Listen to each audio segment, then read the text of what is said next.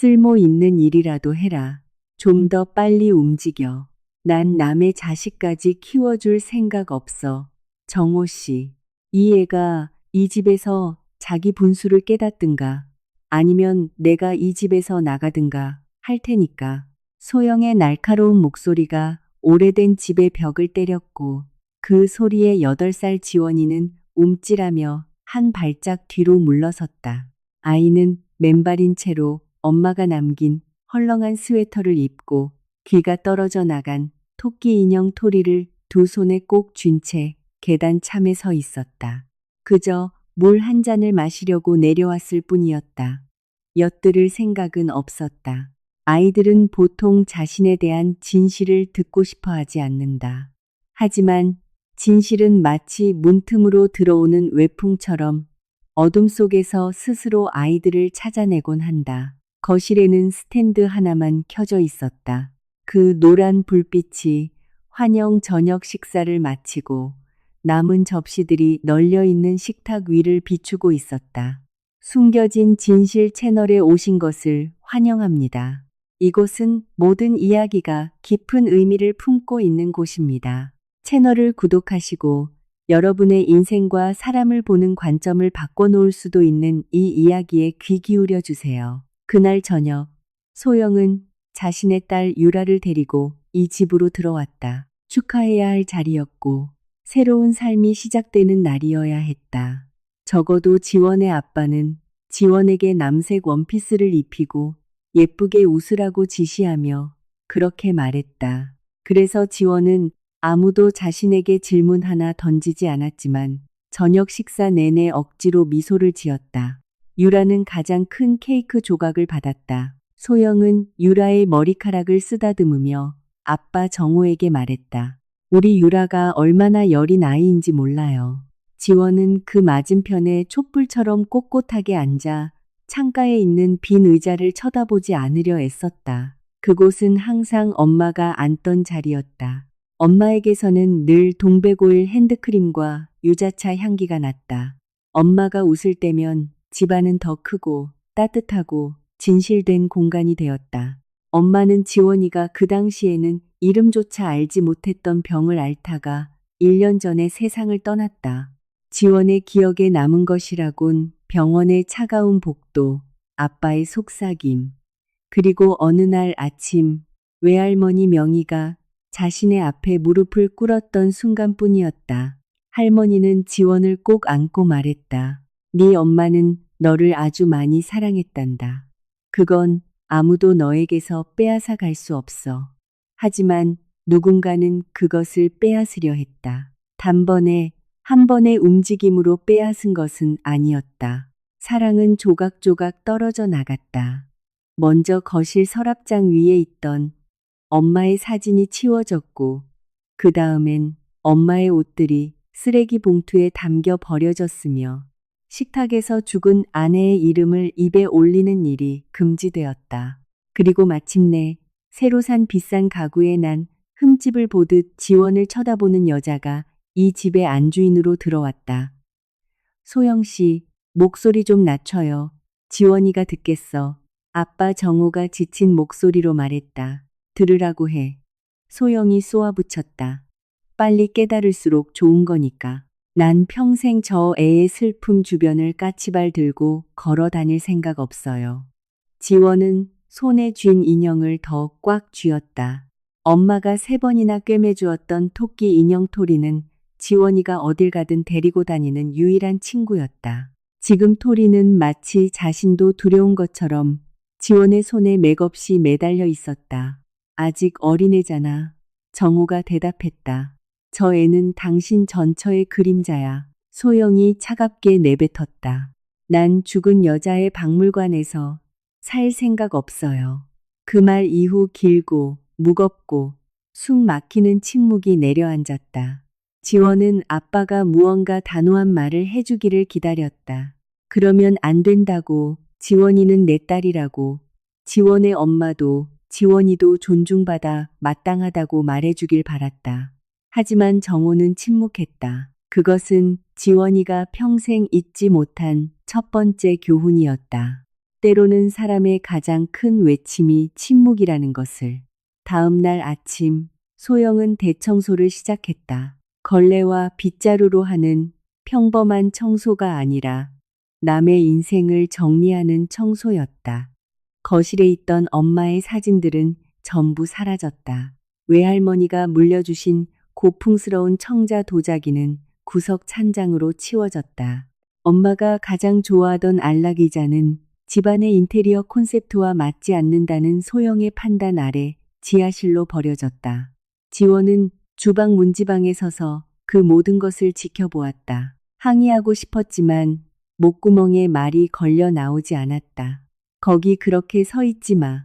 소영은 지원을 쳐다보지도 않고 말했다. 기왕 거기 있는 김에 쓸모 있는 일이라도 해. 저 신문지들 쓰레기통에 갖다 버려. 기왕 거기 있는 김에. 이 문장은 그 후로도 수년간 지원의 머릿속을 맴돌았다.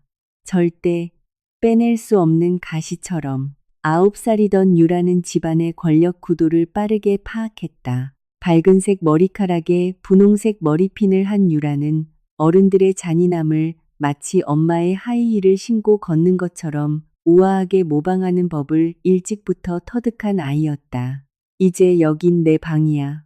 며칠 뒤 지원의 침실 문 앞에 선 유라가 통보했다. 하지만 여긴 내 방인데. 지원이 작게 속삭였다. 유라는 어깨를 으쓱했다. 햇빛 때문에 내 머리가 아프니까. 넌 그늘진 작은 방으로 가라고. 우리 엄마가 그랬어. 그날 오후 정호는 지원의 짐을 복도 끝에 있는 작은 방으로 옮겼다. 천장이 낮고 바닥이 삐걱거리며 창문 밖으로는 옆집의 벽만 답답하게 보이는 방이었다. 아빠는 지원의 시선을 피하며 서둘러 짐을 옮겼다. 잠깐만 여기 있는 거야? 정호가 말했다. 지원은 침대에 앉아 아빠가 자신의 책이 든 종이 상자를 벽 쪽에 내려놓는 것을 지켜보았다. 아빠, 그럼 언제 내 방으로 돌아가? 정호는 잠시 멈칫하더니 헛기침을 했다. 두고 보자. 우리 지원이 지금은 우리 모두 함께 사는 법을 배워야 할 때란다. 지원은 영영 원래 방으로 돌아가지 못했다. 그때부터 집안의 모든 것에는 보이지 않는 꼬리표가 붙었다. 가장 좋은 것들은 유라의 차지였다. 가장 예쁜 옷들도 유라의 것이었다. 아빠의 시간도 유라의 것이었다. 소영의 미소는 손님들을 위한 것이었다. 그리고 집안의 백근일은 모두 지원의 몫이었다.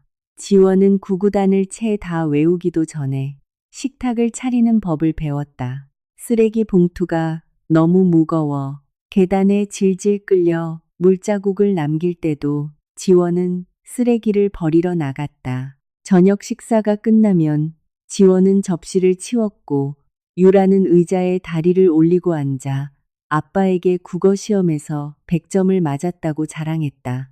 우리 딸 장하네.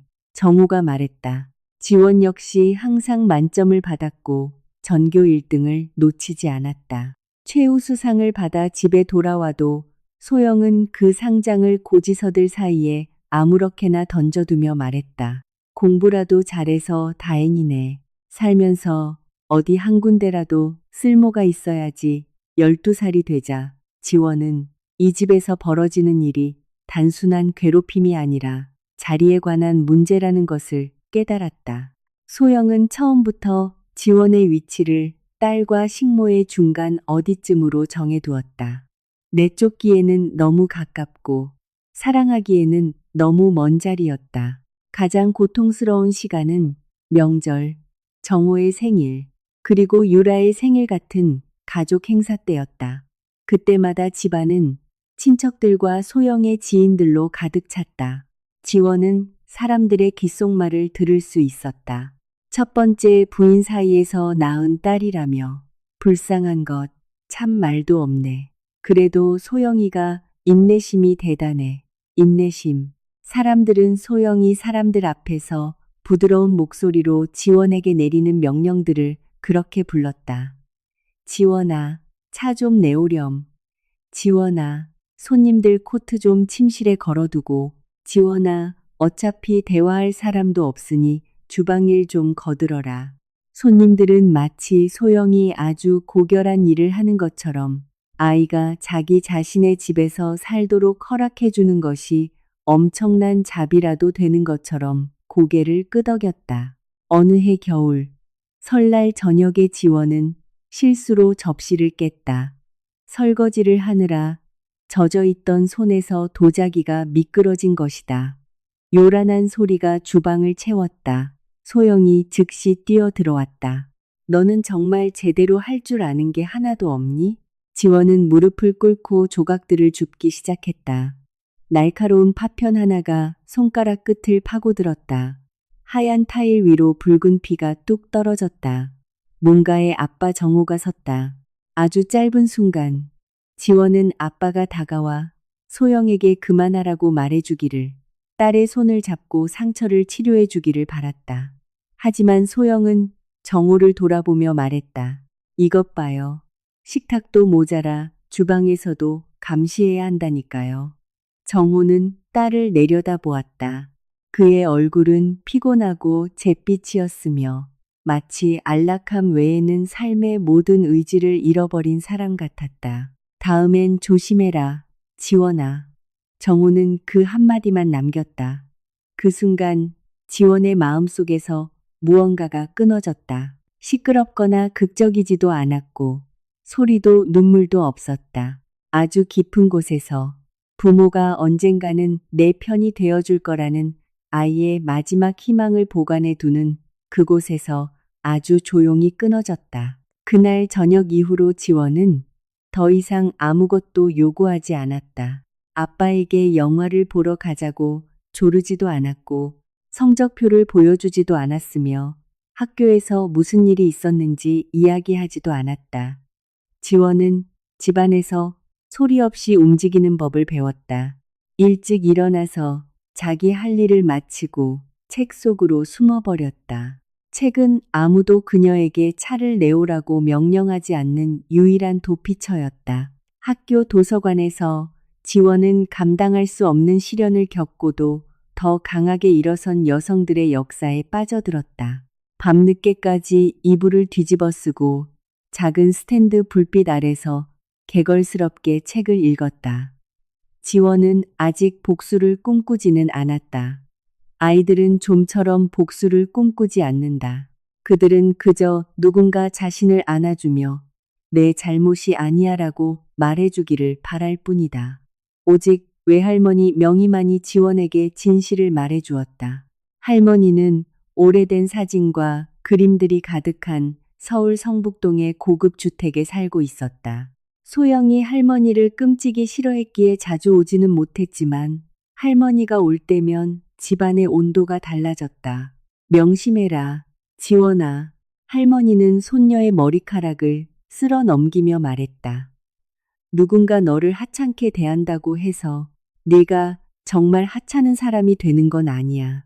그건 단지 그 사람의 상상력이 끔찍하게 빈곤하다는 뜻일 뿐이란다. 지원은 희미하게 웃었다. 할머니, 그런데 왜 아빠는 아무 말도 안 해? 명희는 한참을 침묵했다. 거짓말을 하고 싶지 않았다. 할머니는 쓴 약을 얇고 고급스러운 찻잔에 담아 건넬 줄 아는 부류의 사람이었다. 어떤 사람들은 용기보다 평온을 택한단다. 할머니가 대답했다. 하지만 넌 그런 사람이 될 필요 없다. 그 말은 오랫동안 지원의 가슴에 남았다. 세월이 흘렀다. 유라는 문에 끼일 정도로 거대한 자만심을 키우며 자라났다. 소영은 세상이 오직 유라를 찬양하기 위해 존재한다는 착각을 딸에게 심어주었다.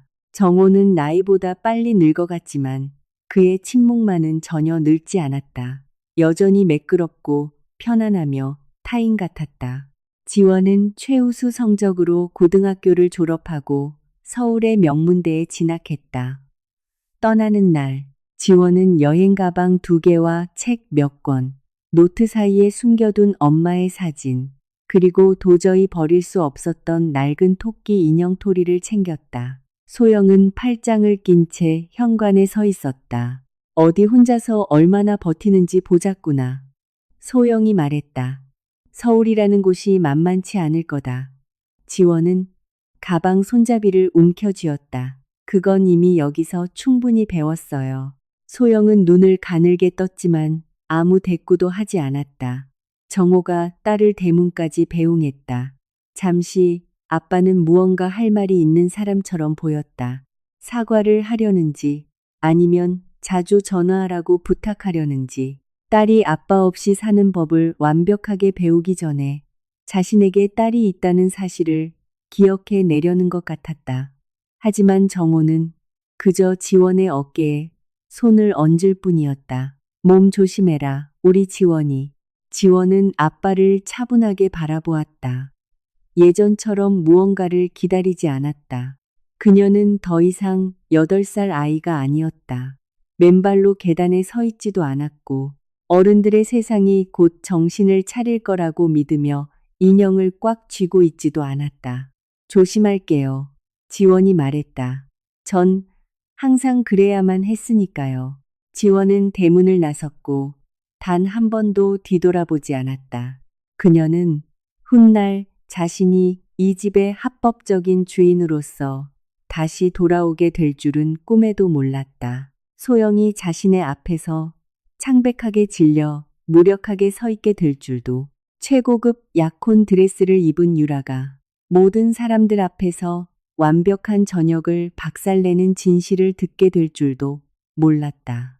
지원이 아는 것은 단 하나뿐이었다. 자신의 안식처가 되어야 했을 집이 자신에게 지독한 고독을 가르쳤다는 것.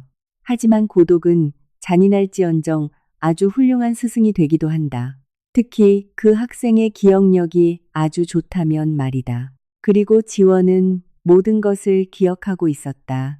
지원 씨, 아직 상황을 제대로 이해하지 못하신 것 같군요. 이건 단순한 푼돈 수준의 유산이 아닙니다. 보통 사람들이 경제신문에서나 읽고 남의 일이라고 생각하는 그런 규모의 막대한 재산입니다. 서초동의 대형 로펌, 무거운 흑단 책상 너머에 앉은 최유나 변호사가 지원을 쳐다보았다. 마치 의사가 환자의 인생을 뒤바꿀 진단을 내리기 직전에 짓는 표정 같았다. 다만 이번에는 질병이 아니었다. 그것은 돈, 부동산, 주식, 토지, 은행 계좌, 그리고 작고 무자비한 글씨로 공증된 서류에 적힌 이름들에 관한 것이었다. 지원은 미동도 없이 앉아 있었다. 단정한 하얀 셔츠를 입고 남색 코트는 의자 등받이에 걸쳐둔 채 양손은 뼈마디가 하얗게 질릴 정도로 꽉 깍지를 끼고 있었다. 창밖 여의도 거리에는 비가 내리고 있었다. 자동차들이 젖은 도로를 미끄러지듯 달렸고 지원은 누군가 자신을 원래의 삶에서 끄집어내어 낯선 서류들이 쌓인 이 테이블 위에 올려놓은 것 같은 기분을 느꼈다. 그러니까 우리 엄마가. 지원은 말을 잇지 못했다. 어머니와 외할머니이신 명희 여사님께서 아주 오래전에 재산의 일부를 안전하게 묶어두셨습니다. 최 변호사가 설명했다. 어머니께서 외가의 부동산을 상속받으셨지만 투병 생활 때문에 모든 것을 직접 정리하실 시간이 부족하셨죠. 그래서 외할머니께서 법적인 절차를 마무리하셨습니다. 지원 씨가 준비될 때까지 기다리신 겁니다. 지원은 창문 쪽으로 고개를 돌렸다. 준비. 그 단어가 거의 조롱처럼 들렸다. 평생을 아무 가치 없는 사람 취급받으며 살아온 사람이 사실은 자신을 괴롭힌 사람들의 재산을 다 합친 것보다 더 많은 것을 법적으로 소유하고 있었다는 사실을 알게 될 준비를 과연 어떤 사람이 완벽하게 할 수 있을까? 왜 진작 아무도 제게 말해주지 않았죠? 지원이 조용히 물었다. 최 변호사는 안경을 고쳤었다. 외할머니께서는 지원 씨가 돈에 힘없이 스스로를 먼저 세우기를 바라셨습니다. 자신이 무엇을 가졌는지 알기 전에 자신이 어떤 사람인지 먼저 깨닫기를 원하셨던 거죠. 지원은 짧게 웃음을 터뜨렸다. 기뻐서 내는 웃음이 아니었다. 인생이 너무 오랫동안 심각한 비극인 척 연기하다가 갑자기 무대 뒤를 공개하며 배우들의 절반이 대본도 모른 채 연기하고 있었다는 사실을 폭로할 때 터져나오는 그런 부류의 웃음이었다. 제 아버지는요? 지원이 물었다. 알고 있었나요? 아니요. 서류상으로 아버님은 알 권리조차 없게 되어 있었습니다. 이 재산은 온전히 어머니 쪽 가문에서 나온 것입니다. 제3자의 개입을 원천적으로 차단하도록 설계되었죠. 아버님께서 지금 살고 계신 평창동 저택 역시 형식적인 명의는 지원 씨로 되어 있습니다. 지원은 천천히 고개를 돌려 변호사를 쳐다보았다. 평창동 집이요? 네. 순간 지원은 아무 소리도 들리지 않았다. 빗소리도, 차 소리도, 에어컨의 웅웅거리는 소리도, 오직 어린 시절의 복도, 2층 구석의 작은 방, 엄마의 사진이 치워진 텅 빈 벽, 그리고 소영이 기왕 거기 있는 김에 쓸모 있는 일이라도 해라고 말하던 모습만이 보였다. 그 집은 지원의 것이었다. 수년 동안 그녀를 불청객처럼 느끼게 만들었던 그 집. 아빠가 그녀의 방을 빼앗길 때 침묵했던 그 집. 그녀의 존재 자체가 은혜라도 되는 양 굴었던 사람들에게 차를 내어주던 그 집이 말이다. 지원은 눈을 감았다. 승리감은 느껴지지 않았다. 아직은 아니었다. 훨씬 더 기묘한 감정이 밀려왔다. 평온함. 마치 보이지 않는 손이 잃어버렸던 퍼즐 조각을 그녀 앞에 놓아준 것 같았다. 가방 2개를 들고 서울로 올라왔을 때 지원은 세상에 너무 많은 것을 요구해서는 안 된다는 강박에 갇혀 있었다. 신림동의 작은 고시원 창문 너머로 매일 아침 자신의 운명과 싸우듯 격렬하게 이불에 먼지를 터는 누군가를 보며 살았다. 낮에는 행정학을 공부하고 저녁에는 카페에서 일했으며 주말에는 이혼과 정신적 폭력으로 고통받는 여성들을 돕는 재단에서 자원봉사를 했다. 그곳에서 지원은 자신의 이야기가 결코 특별하지 않다는 것을 처음으로 깨달았다. 그것은 수많은 형태의 침묵 중 하나일 뿐이었다. 센터를 찾아오는 여성들은 하나같이 숨쉬는 것조차 미안해하는 듯한 피곤하고 조심스러운 눈빛을 하고 있었다. 지원은 긴 설명 없이도 그들을 이해할 수 있었다. 가끔은 따뜻한 차 한 잔을 내어주며 여기서는 아무도 당신을 평가하지 않아요라고 말해주는 것만으로도 충분했다. 시간이 지나면서 재단은 지원의 2번째 집이 되었다. 역설적이게도 다른 사람들이 목소리를 되찾도록 도우면서 그녀 역시 자신의 목소리를 찾기 시작했다. 강태준을 만난 것은 우연히 참석하게 된 자선갈라 행사에서였다. 재단이 대형 건설사로부터 초청을 받았는데 행사 담당자가 갑작스럽게 병가를 내는 바람에 지원이 대타로 가게 된 것이다. 크리스탈 샹들리에와 최고급 수트, 훈련받은 듯 완벽한 미소를 짓는 사람들로 가득한 연회장은 지원에게 영 불편한 곳이었다. 구석 테이블에 서서 후원자 명단을 확인하고 있을 때 뒤에서 차분한 목소리가 들렸다. 샴페인이나 마시러 온 표정은 아니시군요. 지원이 뒤를 돌아보았다. 40대 초반으로 보이는 남자였다. 짙은 머리칼에 세련된 짙은 회색 수트를 입고 말하는 것보다 더 많은 것을 꿰뚫어 보는 듯한 눈빛을 가졌다. 억지로 미소를 짓지도 강한 인상을 남기려 애쓰지도 않았다. 성공한 사업가 오디션에 온 것처럼 구는 사람들이 절반 이상인 이 연회장에서 그의 그런 태도 자체가 오히려 희귀해 보였다. 그쪽은 비상구가 어딘지 정확히 아는 사람 같은 표정이시네요. 지원이 받아쳤다. 남자는 눈썹을 살짝 치켜 올리더니 이내 미소를 지었다. 강태준입니다. 지원은 아주 짧은 순간 얼어붙었다. 그 이름을 모를 수는 없었다. 단강구 비태 서울에서 그 이름을 모르는 것이 더 어려웠다. 태양건설은 대규모 아파트 단지, 오피스 빌딩, 최고급 주상복합을 짓는 굴지의 기업이었고 강태준 대표는 굵직한 투자 소식이 있을 때마다 언론에 오르내리는 인물이었다. 그는 다가가기 힘들고 차가우며 말을 아끼는 사람으로 알려져 있었다. 재계의 기준에서 보면 거의 이질적일 정도로 조용한 사람이었다. 지원 씨가 먼저 입을 열어 자신을 소개했다. 알고 있습니다. 태준이 말했다. 지원은 그를 유심히 쳐다보았다. 불안하게 들리지만 동시에 묘한 신뢰감을 주는 대답이었다. 재단의 보고서를 읽어봤습니다. 지원 씨가 작성했더군요. 네. 군더더기가 없더군요. 과장된 수식어나 동정심을 구걸하는 내용도 없고요. 아주 드문 경우죠. 지원은 무슨 대답을 해야 할지 몰랐다. 숨은 의도가 없는 순수한 칭찬에는 익숙하지 않았다.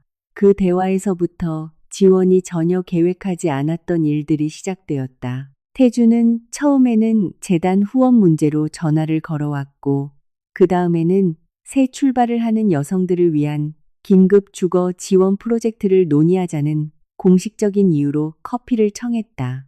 커피는 저녁 식사가 되었고, 저녁 식사는 한강변 산책으로 이어졌으며, 산책은 밤늦은 시간까지 이어지는 대화로 변했다. 그는 지원의 가족에 대해 섣불리 묻지 않았다.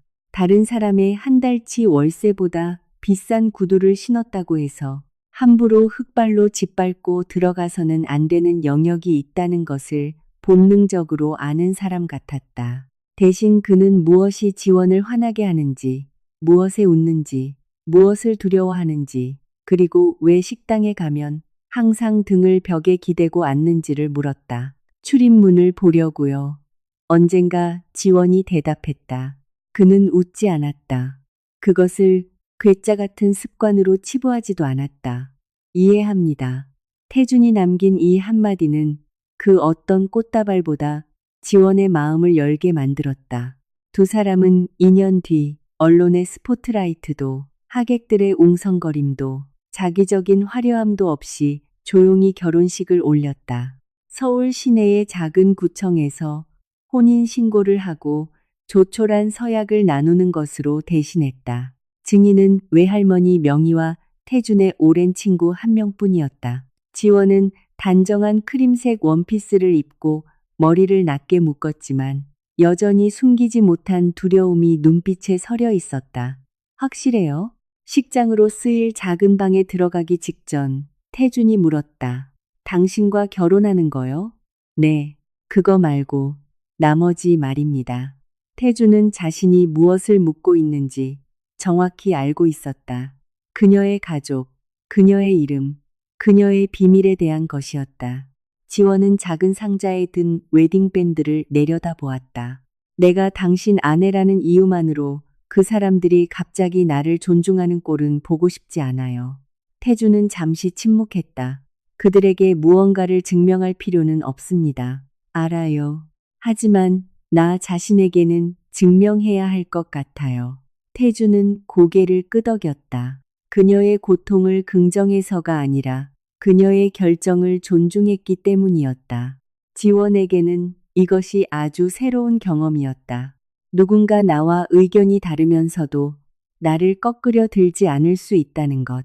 사소해 보이지만 평생 타인의 권력에 짓눌려 살아온 사람에게는 기적에 가까운 일이었다. 그 후로 몇 달 동안 지원은 가끔씩 평창동 집을 방문했다. 소영은 여전히 차갑고 오만한 태도로 지원을 대했다. 유라는 지원의 옷차림, 직업, 그리고 번듯한 남자친구가 없다는 사실을 깎아내리기 바빴다. 정호는 이따금씩 서울살이가 괜찮냐고 물었지만 진짜 대답을 듣기보다는 그저 묻는 행위 자체로 의무를 다하려는 사람의 목소리였다.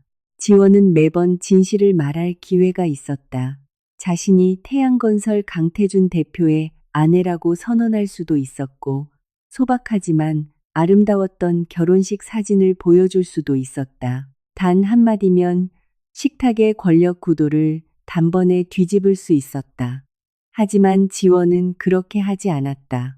그저 지켜보고 듣고 기억할 뿐이었다. 가장 모욕적인 것은 그들이 여전히 지원을 실패자 취급한다는 점이었다.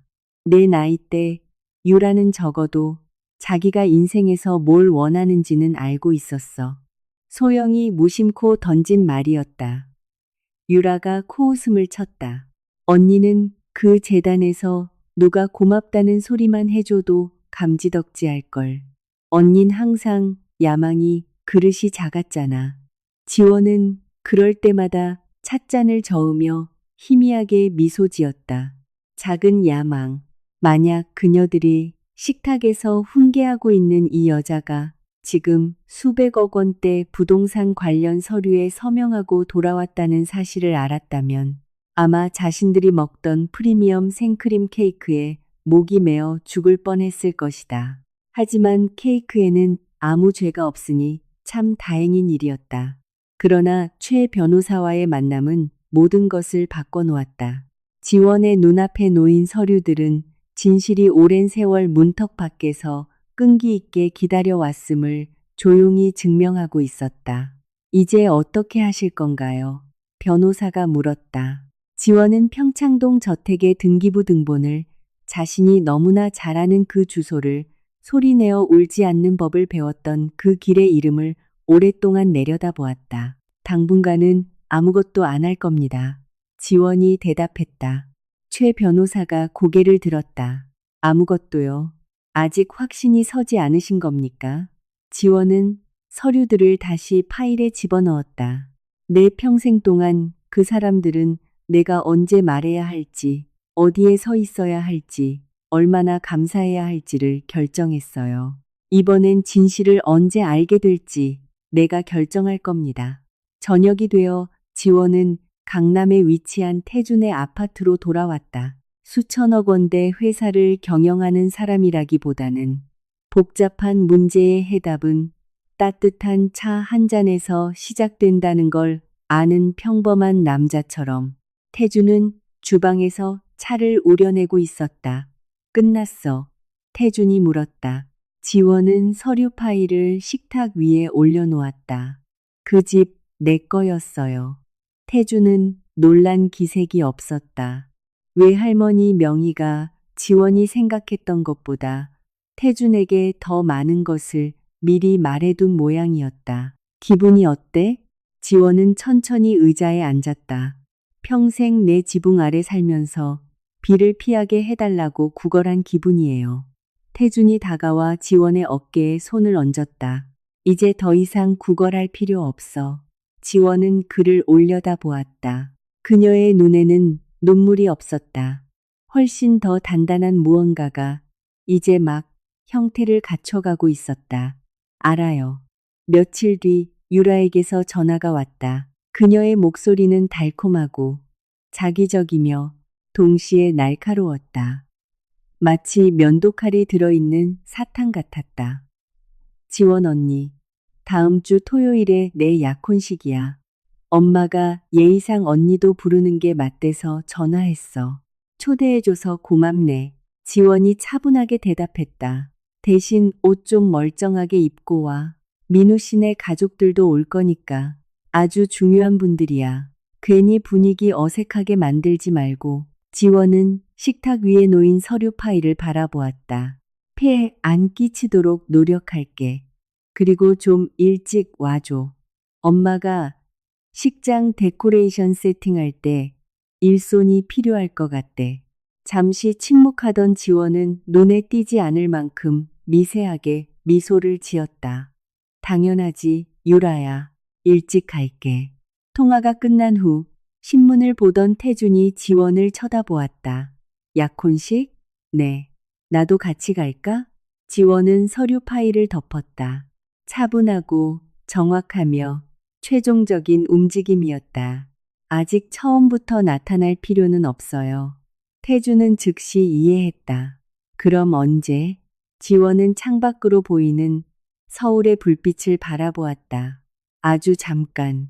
계단에 서서 자신의 분수를 알라는 핀잔을 듣던 어린 소녀의 모습이 스쳐 지나갔다.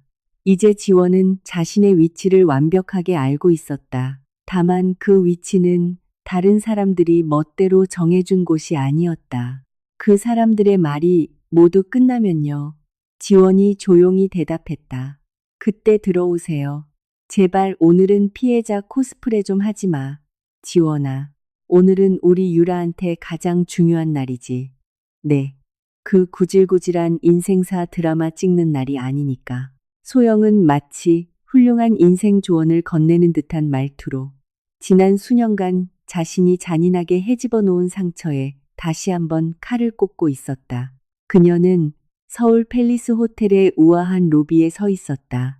짙은 에메랄드빛 드레스에 진주 목걸이를 두르고 너무 매끄럽게 닦아놓아 자기 자신의 실망감조차 비쳐 보일 것 같은 가짜 미소를 띤 채였다. 지원은 단정한 남색 코트를 입고 그녀의 맞은편에 서 있었다. 유라의 요청대로 일찍 도착했다. 사실 요청이 아니었다. 유라는 한 번도 누군가에게 정중히 부탁한 적이 없었다. 그녀의 부탁은 항상 자비를 베푸는 듯 포장된 명령이었다. 서울 팰리스 호텔은 시내 중심가에 위치한 번쩍이는 외제차들이 입구를 수놓고 대리석 계단이 비온 뒤 더 눈부시게 빛나는 곳이었다. 내부에서는 신선한 생화향기, 갓 내린 커피향, 그리고 거대한 돈의 냄새가 났다. 매끈한 구두를 신고 조금은 과장된 목소리로 떠드는 그런 종류의 돈말이다. 안녕하세요, 어머니. 지원이 차분하게 인사했다. 새엄마 소영은 지원을 위아래로 훑어보았다. 좀 더 밝은 색을 입지 그랬니? 무슨 아파트 입주자 대표회의에 온 사람 같구나. 지원은 대꾸하지 않았다. 어떤 비아냥은 모기 같다는 걸 이미 배웠기 때문이다. 손을 휘저어 쫓아내려 하면 다음 모기들이 때로 몰려든다. 차라리 앵앵거리게 내버려 두고 쾌감을 주지 않는 편이 낫다. 소영은 연회장 쪽을 손가락으로 가리켰다. 플로리스트가 늦는구나. 네가 가서 네임카드도 좀 다듬어 놓고 답례품도 세팅하고 입구에 웰컴 샴페인 잔이 제대로 준비됐는지 확인해. 직원들이 있긴 하지만 알잖니. 돈을 주고 고용해도 결국 주인 손이 가야 하는 법이야. 주인. 지원은 생각했다. 즉, 소영 자신을 뜻했다. 나머지 인류는 모두 그녀의 보조 도구에 불과했다. 유라는 어딨어요? 지원이 물었다. 단장 중이지. 오늘 우리 유라는 완벽해야 해. 성일그룹 박 회장님네 식구들. 평생 기억에 남을 날이니까. 성일그룹. 그 이름은 마치 훈장처럼 식탁 위에 던져졌다. 성일그룹은 수도권 일대의 호텔과 고급 레스토랑, 컨벤션 센터를 꽉 쥐고 있는 기업이었다. 예비사돈인 박성일 회장은 지역 신문 일면에 늘 등장해 테이프를 끊고 가위조차 자신에게 영광을 표해야 한다는 듯한 거만한 표정을 짓는 부류의 사람이었다. 유라의 약혼자인 박민우는 아버지의 자신감을 그대로 물려받았으나 안타깝게도 그것을 우아하게 다루는 능력까지는 물려받지 못했다. 지원은 그를 몇 번 본 적이 있었다. 잘생기고 매끄럽고 늘 미소 짓고 있으며 소형차 한 대 값의 시계를 차고 다니는 사람. 사람의 됨됨이보다 항상 태그에 적힌 가격을 먼저 평가하는 눈빛을 가진 남자. 연회장은 거의 준비가 끝난 상태였다. 원형 테이블 위엔 빳빳한 하얀 식탁보가 깔려 있었고 중앙에는 장미와 리시안셔스, 싱그러운 초록 잎으로 장식된 화려한 센터피스가 놓여 있었다. 크리스탈 샹들리에의 불빛이 샴페인 잔에 부딪혀 반짝였다. 메인 테이블 뒤에는 유라와 민우라는 황금빛 글씨가 걸려 있었다. 모든 것이 비싸 보였다. 소영처럼 완벽하고 차가웠다. 지원은 코트를 벗어 벽 쪽 의자에 걸쳐두었다. 무릎까지 내려오는 심플한 네이비 블루 원피스는 우아했지만 튀지 않았다. 그녀는 오늘 빛나러 온 것이 아니었다. 지켜보고, 듣고, 기억하기 위해 온 것이었다. 가방 안에는 태준에게서 온 메시지 하나가 도착해 있었다. 근처에 와 있어. 준비되면 신호 줘. 지원은 아직 답장하지 않았다. 아직 준비되지 않았다. 아니, 사실 너무 완벽하게 준비가 되어 있었기에 조금 더 기다려야 했다. 그 후 1시간 동안 소영은 지원을 근로계약서도 휴게 시간도 없는 비정규직 직원처럼 부려먹었다. 지원은 네임카드를 정리하고 답례품 상자를 나르고 촛불을 세팅하고 입구에 잔이 충분한지 확인했다. 호텔 직원들이 몇 번이나 다가와 일을 대신하려 했지만 소영이 재빨리 손을 저었다. 아니요, 놔두세요. 우리 지원이가 할 겁니다. 원래 저렇게 돕는 걸 좋아해요. 지원은 그 문장을 수백 번도 넘게 들었다. 앞치마에 수놓아도 될 정도였다. 다만 앞치마를 받은 적이 없었을 뿐이다. 어쩌면 아직은 아닐지도 모른다. 행사 시작 직전인 오후 6시가 다 되어서야 아빠 정호가 나타났다. 어깨가 약간 조이는 어두운 색 수트 차림이었다. 까다로운 질문 없이 그저 오늘 저녁이 무사히 넘어가기만을 바라는 전형적인 중년 남성의 피곤한 얼굴이었다. 정호는 네임카드 테이블에 있는 지원을 발견하고 멋쩍게 웃었다. 우리 지원이 벌써 와 있었구나. 네, 아빠. 지원이 대답했다. 잠시 동안 두 사람은 함께 공유한 과거가 있지만 누가 먼저 그것을 바닥에서 주워 올려야 할지 모르는 사람처럼 어색하게 서 있었다. 예쁘게 입었네. 정호가 말했다. 지원은 차분히 아빠를 쳐다보았다. 고마워요. 정호가 무언가 덧붙이려던 찰나 연회장 반대편에서 소영이 날카롭게 불렀다. 정호 씨, 빨리 와요. 박 회장님 오셨어요. 거기 멍하니 서 있지 말고. 아빠는 누군가 줄을 확 잡아당긴 꼭두각시처럼 흠칫 놀랐다. 금방 올게. 정호가 얼버무렸다.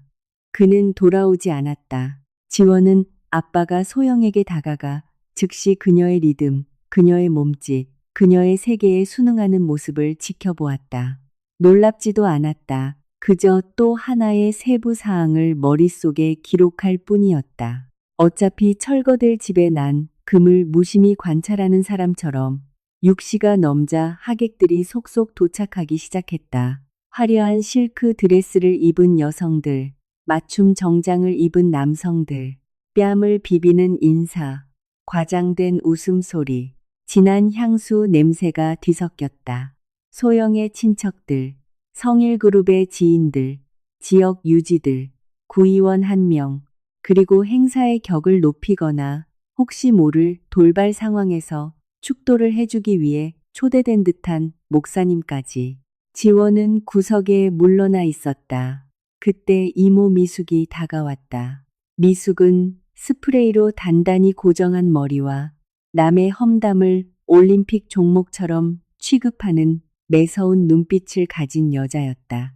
지원아, 너 아직도 그 여성 재단인지 뭔지에서 일하니? 미숙이 물었다. 네, 그래. 뭐 누군가는 그런 발쓴 일도 해야지. 근데 돈은 별로 안 될 텐데. 돈보다 중요한 일들도 있으니까요. 미숙은 불쌍하다는 듯 픽 웃었다. 꼭 돈 없는 애들이 그런 소리를 하더라. 지원의 입꼬리가 살짝 올라갔다. 때로는 자기 입으로 돈 얘기를 굳이 떠벌릴 필요가 없는 사람들도 그런 말을 하죠. 미숙은 아주 찰나의 순간 그것이 예의 바른 대답인지 아니면 벨벳에 감싼 뺨 맞기인지 헷갈렸다. 확신이 서지 않았기에 나중에 다른 친척들과 상의한 뒤에 불쾌해하기로 결심하고 자리를 떴다.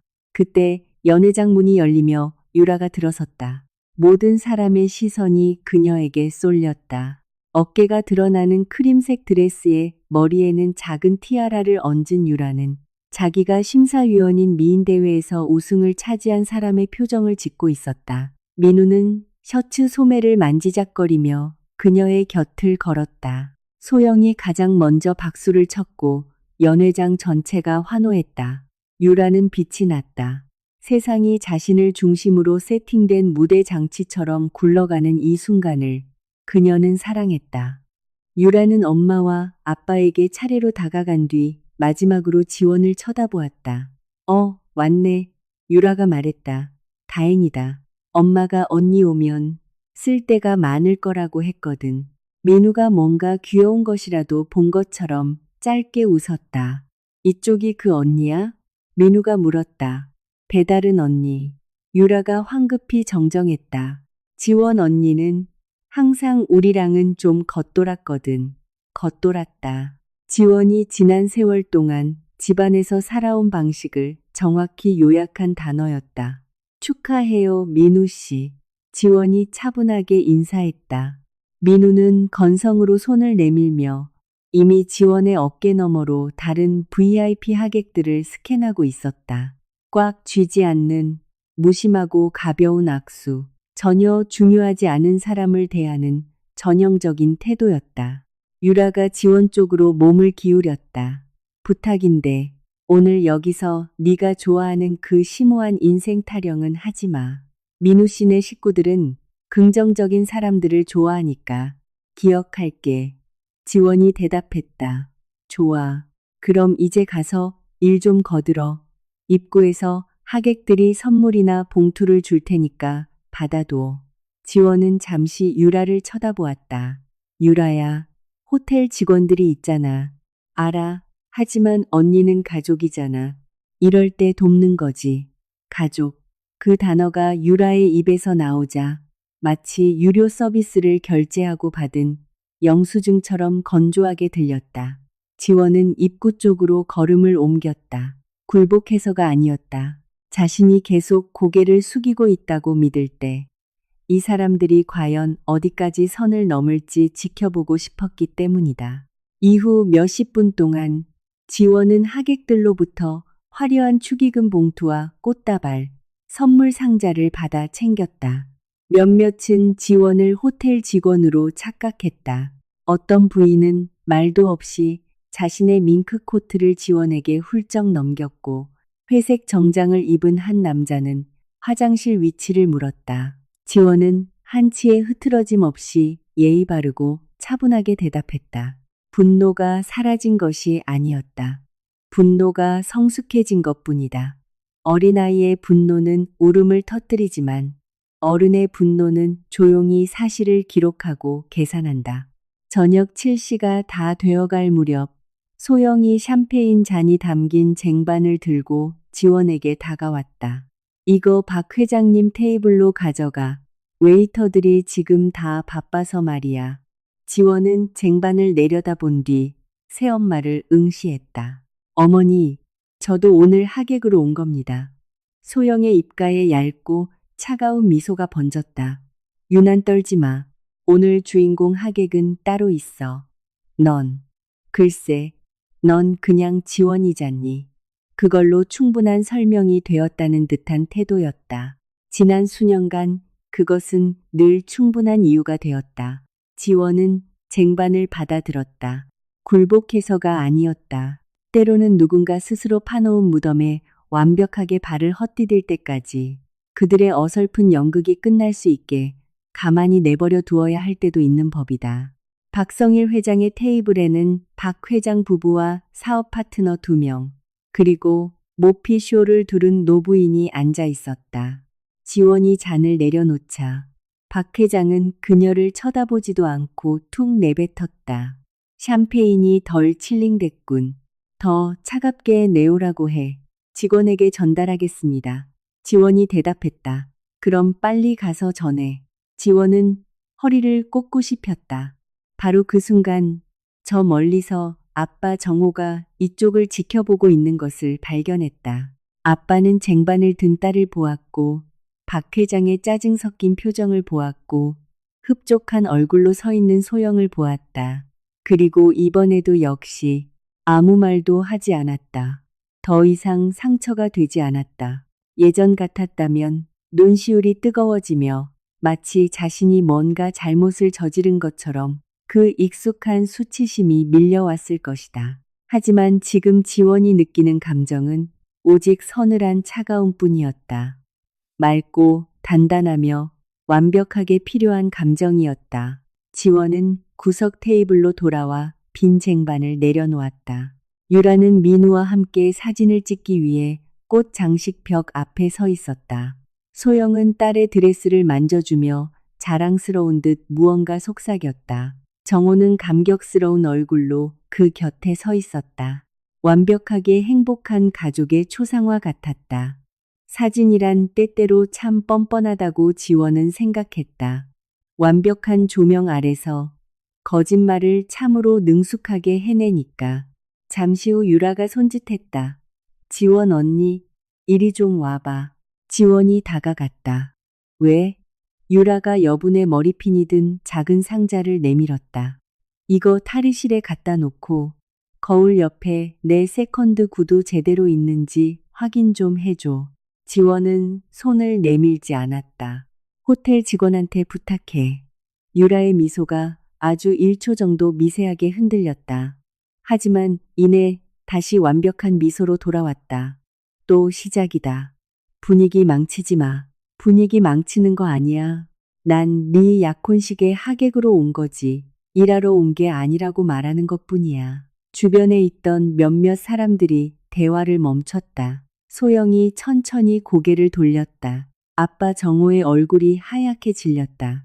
민우는 조그만 강아지가 커다란 벤츠차를 향해 짖는 것을 구경하듯 약간 재미있다는 표정으로 지원을 내려다보았다. 유라가 한 발짝 다가섰다. 정말 여기서 쇼할 거야? 아니, 그럼 이 상자 받아. 지원은 유라의 눈을 똑바로 쳐다보았다. 싫어. 짧지만 숨막히게 무거운 침묵이 연회장에 내려앉았다. 약혼 케이크를 자르는 칼로 썰어낼 수 있을 만큼 짙은 침묵이었다. 소영이 억지 웃음을 얼굴에 접착제처럼 붙인 채 서둘러 다가왔다. 지원아, 망신 주지 말고 시키는 대로 해. 누구 망신이요? 지원이 조용히 물었다. 우리 가족. 소영이 이를 악물고 속삭였다. 지원이 입을 열려던 찰나 유라가 비웃음을 터뜨렸다. 가족? 엄마, 참나. 쟤는 언제나 우리 가족 밖에서 겉돌았잖아. 전 주인이 남기고 간 헌 가구처럼 말이야. 집구석에 서 있긴 한데 왜 아직 안 버렸는지 아무도 기억 못하는 그런 낡은 가구. 몇몇 하객들이 불안한 듯 헛기침을 했다. 누군가는 시선을 피했다. 정호가 마침내 입을 열어 무언가 말하려는 듯 움찔했다. 그러나 끝내 아무 말도 하지 않았다. 그때 지원의 핸드백 안에서 휴대폰이 짧게 진동했다. 태준이 보낸 메시지였다. 도착했어. 지원은 유라를 쳐다보고 그 다음엔 소영을 그리고 마지막으로 아빠를 바라보았다. 오늘 저녁 들어 처음으로 그녀는 아주 환하게 진짜 미소를 지었다. 알았어. 지원이 낮고 차분하게 말했다. 그럼 하던 이야기 계속해. 지원의 그 한마디는 너무나 고요하고 부드러워서 오히려 지금까지 그녀가 해왔던 그 어떤 대답과도 질적으로 다르게 들렸다. 거기엔 애원도, 수치심도, 심지어 분노도 없었다.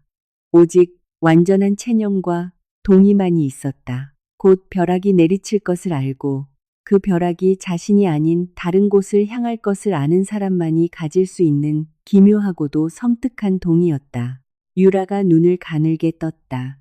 완벽하게 닦인 유리창에 누군가 손가락으로 흠집을 낸 것처럼 그녀의 얼굴에서 미소가 싹 가셨다. 무슨 소리야? 유라가 쏘아붙였다. 지원은 곧바로 대답하지 않았다. 연회장을 메운 사람들의 얼굴을 천천히 둘러보았다. 귀걸이를 만지작거리며 딴청을 피우지만 실제로는 특종을 잡은 기자처럼 이 상황을 낱낱이 흡수하고 있는 미숙이모. 샴페인 잔을 든 채 우월감 섞인 재미를 느끼며 자신을 쳐다보는 박민우. 자신이 통제하지 않은 돌발 상황을 극도로 혐오하는 그의 아버지 박성일 회장. 우아한 안주인에서 순식간에 자신의 억지 웃음을 스스로 물어뜯을 준비가 된 맹수로 변해가는 소영. 그리고 마침내 지원의 시선은 정호를 향했다. 아빠는 두 걸음 뒤에서 의자 등받이를 움켜쥔 채 창백하게 굳어 있었다. 마치 눈빛만으로 딸에게 용서를 구하려는 듯한 표정이었다. 하지만 문제는 지원이 지난 세월 동안 그런 무기력한 눈빛에서 나오는 얄팍한 이자로만 연명해왔고 그 이자로는 최소한의 존엄성조차 살 수 없었다는 점이다. 내 말은 이거야. 지원이 흔들림 없는 목소리로 말했다. 기왕 사람들 앞에서 이 연극을 시작했으니 중간에 끊으면 아쉽잖아. 계속하라고. 연회장은 쥐 죽은 듯 조용해졌다. 유라가 코웃음을 쳤다. 기가 막혀. 내 약혼식에 와서 네가 무슨 영웅이라도 된 줄 아나 본데. 착각하지 마. 지원 언니, 여긴 언니가 불쌍하게 생겼다고 다들 등 두드려주는 그 잘난 자선 재단이 아니야. 하객들이 웅성거렸다. 연단 옆에서 대기하던 현악 사중주단도 연주를 계속해야 할지 망설이다가 이 재앙 같은 상황에 엮이고 싶지 않다는 듯 조용히 화를 내렸다. 소영이 한 발짝 더 다가왔다. 그만해. 소영이 이 사이로 지씹듯 말했다. 유라야, 도발에 넘어가지 마. 그리고 지원이 너 지금 당장 탈의실로 가. 당장.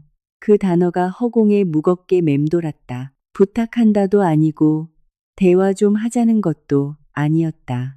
어떤 가식도 벗어던진 지원이 어린 시절부터 주방에서 복도에서 귀에 못이 박이도록 들어왔던 바로 그 권위적인 톤이었다. 아무도 반항한 적 없기에 반항을 허락하지 않는 목소리. 지원은 소영을 부드럽게 바라보았다. 싫어요.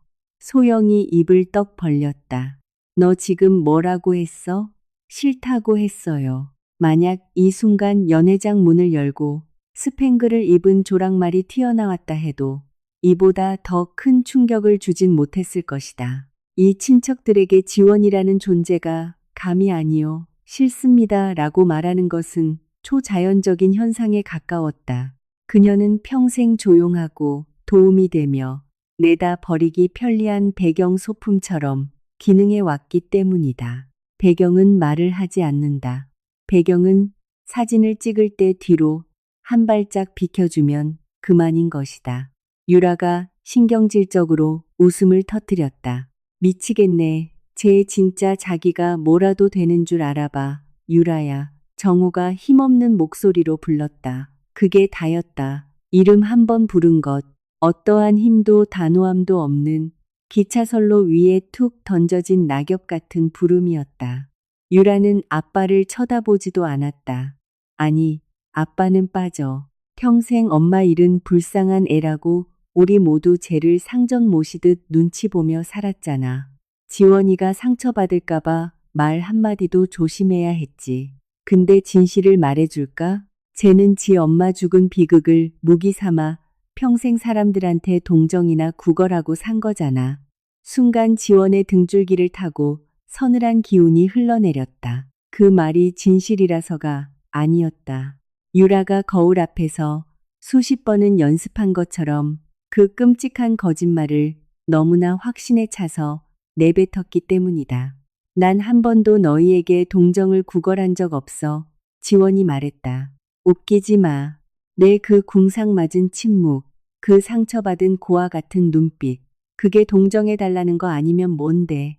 소영이 유라의 팔을 덥석 잡았다. 유라야. 하객들 앞에서 그만해. 왜 그만해. 유라가 거칠게 팔을 뿌리쳤다. 이제 누군가는 팩트를 말해줘야지. 제가 오늘 여기 온 건 내 행복을 축하해주러 온 게 아니야. 그냥 자기 엄마가 오래전에 죽었다는 걸 다시 한번 동네방네 상기시켜 주려고 온 거라고. 그 말은 지원의 심장을 예상보다 훨씬 더 세게 강타했다. 자신을 향한 공격이 아니라 지난 세월 이 식탁에 식탁보에 묻은 얼룩처럼 지워져야 했던 엄마를 향한 모욕이었기 때문이다. 지원이 유라를 향해 한 걸음 다가갔다. 우리 엄마에 대해 함부로 입에 올리지 마. 지원의 목소리는 낮고 평온했지만 순간 사람들은 그 고요한 밑바닥에 무언가 훨씬 깊고 위험한 것이 도사리고 있음을 느꼈다. 그러나 유라는 자신이 만든 무대에 너무 심취한 나머지 공기의 흐름이 바뀌었다는 것을 눈치채지 못했다. 입에 올리면 어쩔 건데? 유라가 조롱하듯 웃었다. 나갈 거야? 삐칠 거야? 아님 이제 우리 집에 발길 끊을 거야? 지원 언니, 우리 솔직해지자. 넌 한 번도 우리 가족의 진짜 일원인 적 없었어. 우리 엄마는 적어도 그걸 면전에서 말해줄 용기라도 있었지. 소영은 창백해졌지만 유라의 말을 부정하지 않았다. 지원은 시선을 돌려 아빠 정호를 바라보았다. 마지막 기회였다. 입 밖으로 내지는 않았지만 너무나 명백한 마지막 구원의 순간. 한 문장이면 좋겠다. 지원은 내 딸이다라거나 유라야, 그만해라. 혹은 지원아, 미안하다. 딱 한 문장이면 되었다. 정호가 입을 열었다. 아주 찰나의 순간. 지원은 옛날 옛적 자신을 목마 태우고 공원에서 솜사탕을 사주며 네 엄마가 너를 보면 정말 자랑스러워할 거야 라고 말해주던 그 젊은 아빠의 그림자를 보았다. 희미하지만 분명히 존재했던 그림자. 그러나 소영이 매서운 눈으로 정호를 노려보았다. 정호는 굳게 담은 입술 사이로 아무 말도 꺼내지 못했다. 그림자는 순식간에 증발해버렸다. 지원은 고개를 끄덕였다. 마치 더 이상 물을 필요도 없는 질문의 정답을 마침내 확인한 사람처럼. 알았어. 지원이 담담히 말했다. 박민우가 헛기침을 하며 샴페인 잔을 내려놓았다. 자, 이쯤에서 가족 시트콤은 그만 찍죠. 유라 씨, 하객들이 건배를 기다리고 있는데 당연하지. 유라가 돌변하며 다시 완벽한 약혼녀의 미소를 장착했다. 이런 쓸데없는 일로 내 완벽한 나를 망치게 두진 않을 거니까. 유라가 연회장 쪽으로 휙 돌아섰다. 호텔 바닥을 뚫고 쥐구멍에라도 숨고 싶어 하던 사진기자가 다시 카메라를 들어 올렸다. 하객들은 여전히 숨죽인 채 웅성거리며 제자리로 돌아갔다. 그러나 홀 안에는 무겁고 불쾌한 긴장감이 떠돌았다. 화장실 리모델링 비용을 쏟아부은 수백 송이의 최고급 장미 장식으로도 덮을 수 없는 싸늘한 기운이었다. 직원들이 코스 요리의 첫 번째 디저트, 작은 포슬린 볼에 담긴 트러플 양송이 수프를 서빙하기 시작했다. 지원은 여전히 구석에 서 있었다. 아무도 그녀에게 자리에 앉으라고 권하지 않았다. 원형 테이블 중 한 곳에 지원의 이름표가 놓여 있었지만 이모 미숙이 그 자리에 떡하니 자기 명품백을 올려놓은 상태였다. 소영이 다가와 낮게 속삭였다. 너 오늘 도가 지나쳤어. 지원이 소영을 바라보았다. 내가요? 지금 여기서 따질 타이밍 아니야. 그럼 도대체 언제 따져야 하는데요? 소영이 입술을 꽉 깨물었다. 시작하지 마. 넌 길어지기만 하고 구질구질하니까. 지원이 옅게 미소 지었다. 법적으로 증빙된 사실을 말하는 건데 구질구질할 리가요. 소영이 눈살을 찌푸렸다. 그게 무슨 소리야? 지원은 대답하지 않고 가방 안에 손을 넣어 휴대폰을 만지작거렸다. 아직 꺼내진 않았다.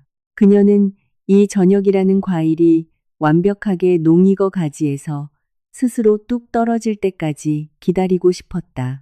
무릇 썩은 과일은 바닥에 처박히기 직전에 가장 지독한 냄새를 풍기는 법이니까. 그때 유라가 메인 테이블 앞에 작은 연단 위로 올라갔다. 박민우가 그녀의 곁에 섰다. 음악이 완전히 멈췄고 하객들의 시선이 그들에게 쏠렸다. 소영은 즉각적으로 훌륭하게 자란 딸을 보며 감격에 겨운 어머니의 표정을 지어 보였다.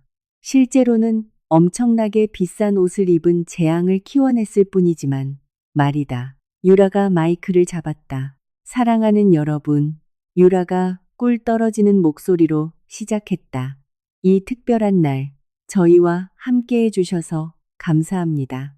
오늘은 단순한 약혼식이 아니라 두 가족, 두 역사, 그리고 두 세계가 하나로 연결되는 날입니다. 지원은 구석벽에 기대어 그 모습을 지켜보았다. 무엇보다 저희 엄마에게 감사드리고 싶습니다. 유라가 말을 이었다. 엄마는 제게 기쁨과 강인함, 그리고 진짜 여자가 무엇인지 몸소 보여주셨거든요. 소영이 손수건으로 눈가를 훔쳤다. 지원은 생각했다. 저 여자의 눈물이 진짜라면 내가 아까 아니 싫어라고 말한 것과 동급으로 기네스북의 초자연적 미스터리 항목에 등재되어야 마땅하다고. 그리고 우리 아빠께도 감사드려요. 유라가 정호를 바라보았다. 아빠의 든든한 지원과 평화로운 성품 덕분에 우리가 완벽한 집, 진짜 우리 집을 가질 수 있었으니까요. 집. 지원의 손가락이 미세하게 떨렸다. 그 단어가 유라의 입에서 너무나 뻔뻔하고 당당하게 마치 진짜 자신들의 소유인 것처럼 흘러나왔다. 유라는 박민우와 성일그룹 시댁 식구들 그리고 친척들과 친구들에게 차례로 감사 인사를 전했다. 단 한 번도 지원의 이름을 언급하지 않았다. 그건 차라리 덜 아팠다. 아니, 오히려 정직했다. 유라는 그동안 자기들이 사적으로 해오던 투명 인간 취급을 공식 석상에서 깔끔하게 컨펌해주고 있을 뿐이었다. 건배사가 끝나자 박수가 터져나왔다.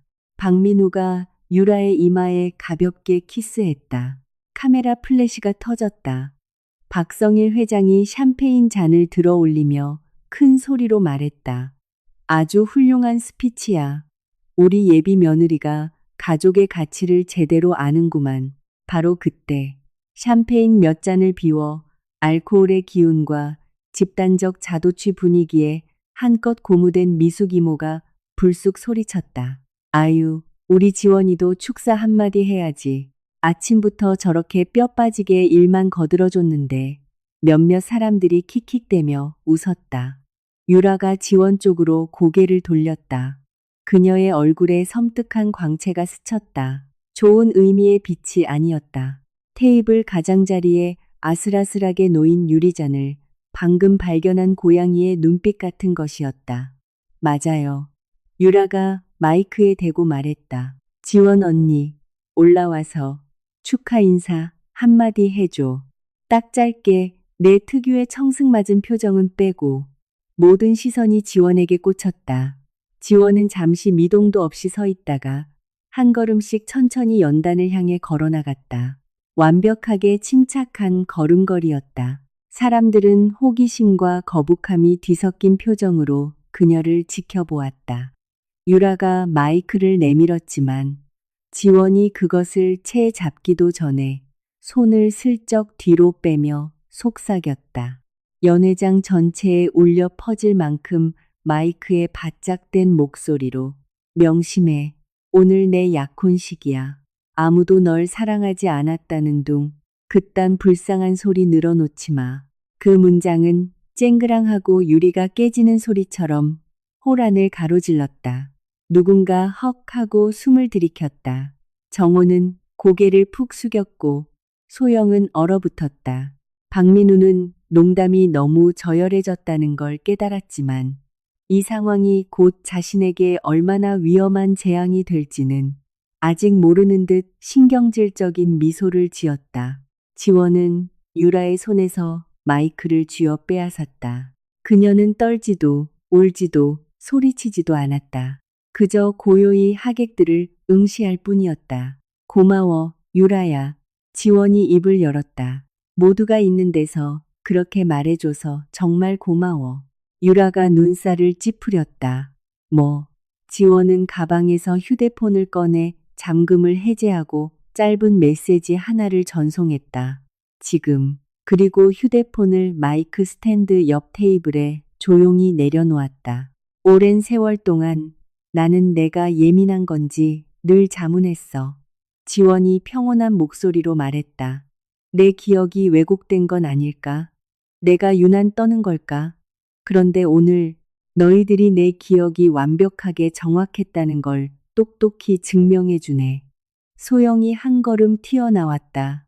지원아, 당장 마이크 내려놔.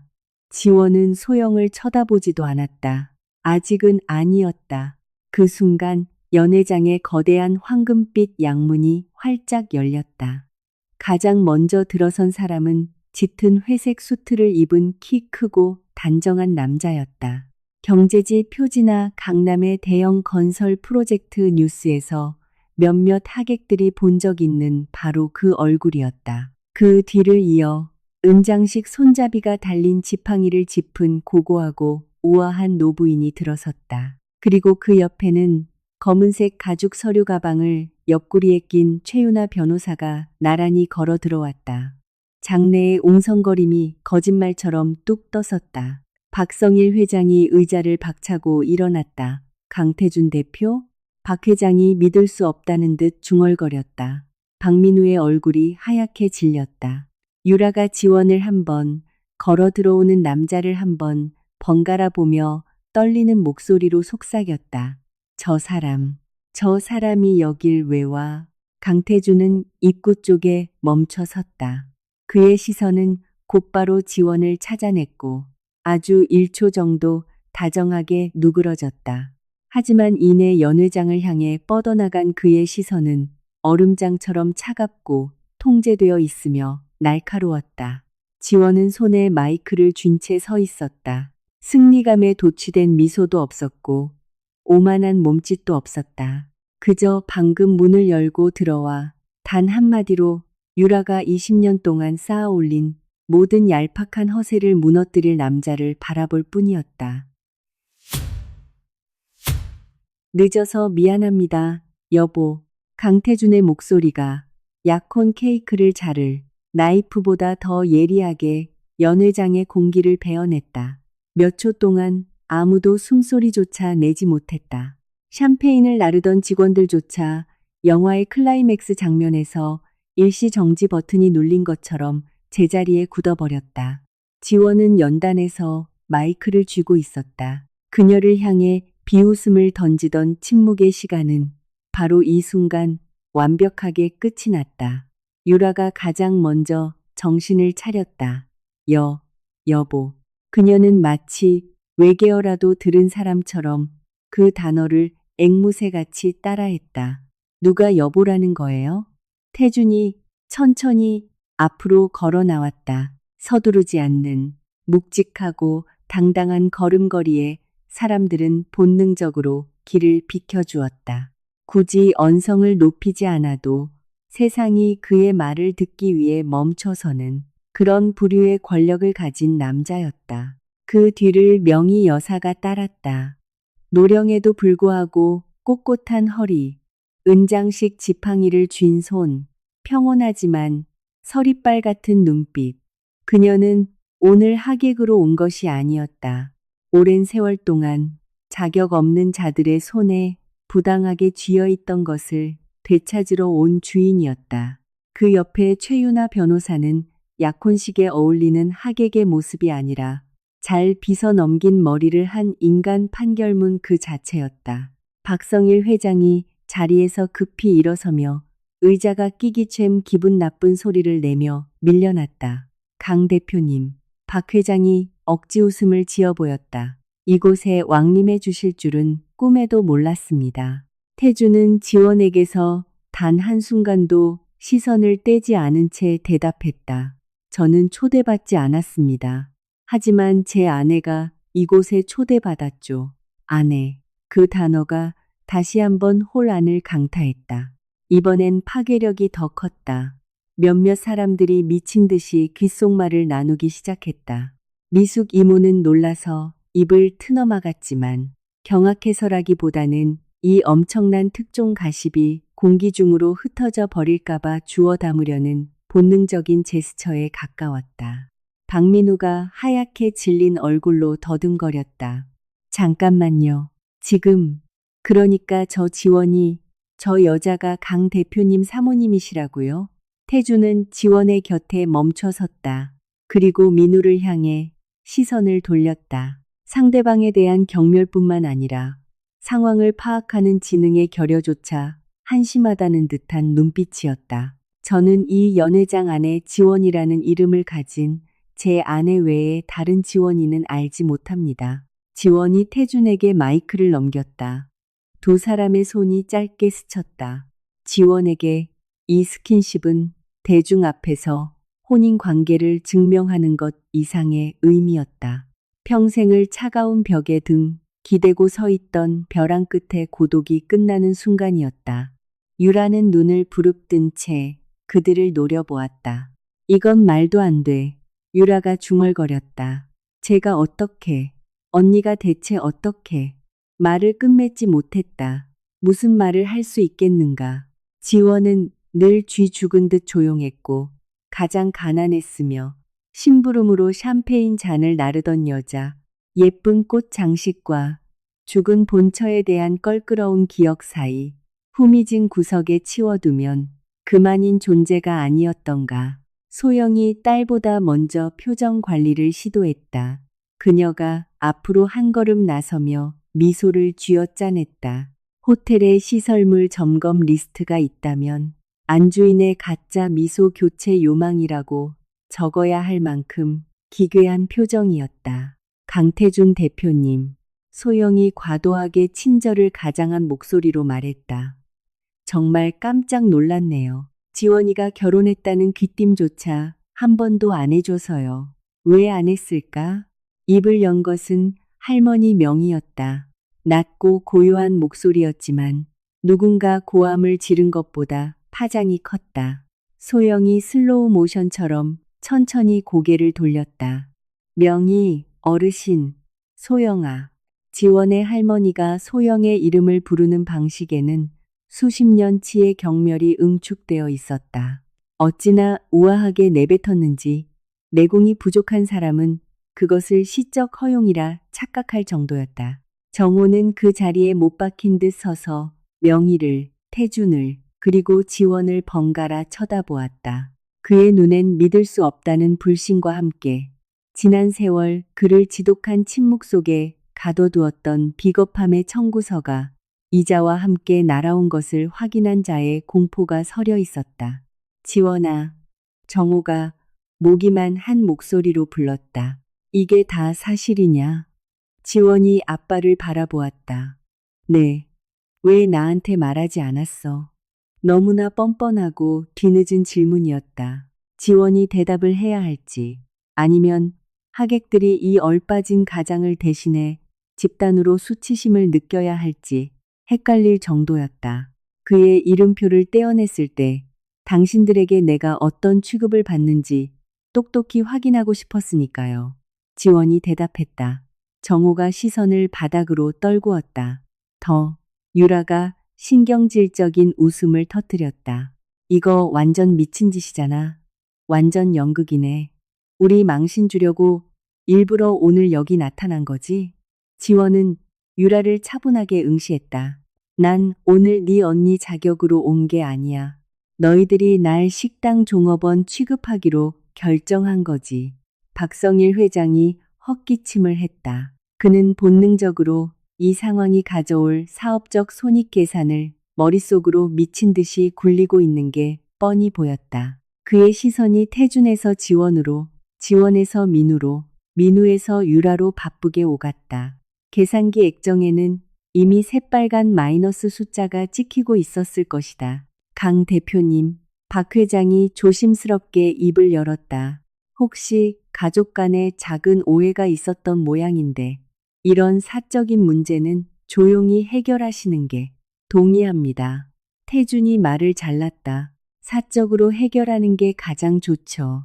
하지만 불행히도 제 아내가 공개적인 장소에서 모욕을 당했으니 바로잡는 것도 공개적으로 해야 하지 않겠습니까? 연 회장은 다시 무덤 같은 정막에 휩싸였다.